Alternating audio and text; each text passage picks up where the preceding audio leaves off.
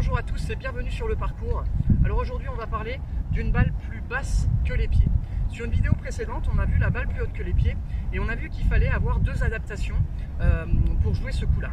Notamment une dans la position statique, dans le setup, donc l'organisation et la posture devant la balle, et une autre par rapport à votre orientation et votre alignement, puisque la pente influence considérablement la trajectoire initiale de votre balle, mais aussi la courbe que va prendre la balle en vol. Ici, contrairement à la balle plus haute que les pieds, on a une balle qui est plus éloignée, d'accord ? Donc on a vu pour la balle plus haute qu'on rétrécissait le grip pour permettre en fait finalement au corps de conserver ses angles et de conserver un plan de swing. Malheureusement, là je peux pas prendre le club plus long puisque forcément j'aurai moins de prise. Donc forcément on va jouer sur un autre aspect finalement de votre posture, tout en essayant de conserver votre plan de swing et votre geste qui est plutôt naturel et votre mobilité finalement du bassin, du haut du corps.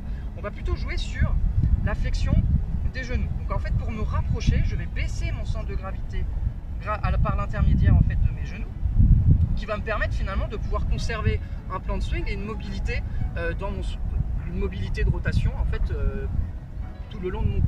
Ok.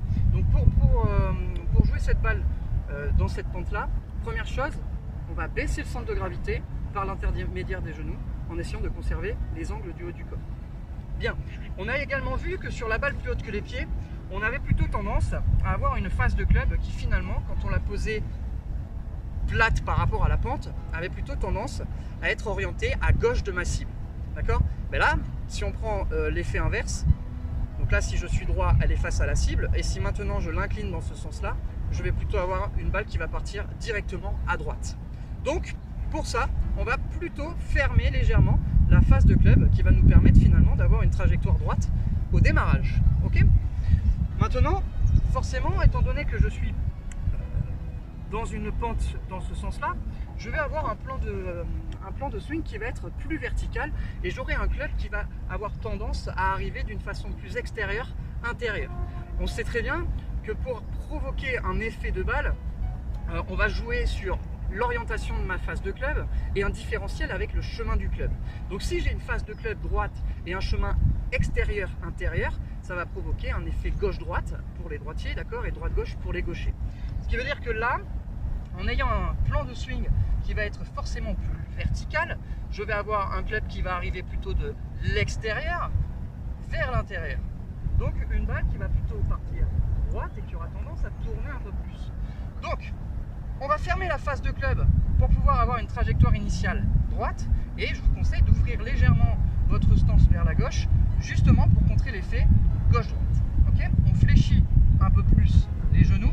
On va jouer en 3/4 de swing tout simplement pour conserver l'équilibre, pour éviter finalement de perdre l'équilibre en arrière et d'avoir tendance à vouloir se relever et passer au-dessus du sol, ou alors basculer carrément en avant et également avoir une perte finalement de mobilité, d'équilibre et forcément une trajectoire ou un coup ou un contact d'ailleurs qui sera beaucoup plus aléatoire.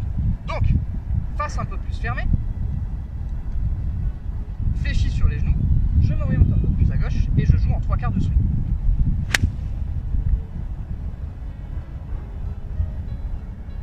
On a un léger fade, mais on a quand même une balle qui est contrôlée. Je suis légèrement à droite de ma cible, mais j'ai pu conserver finalement le contact et maîtriser ma trajectoire, donc le coup est réussi. Maintenant, c'est à vous.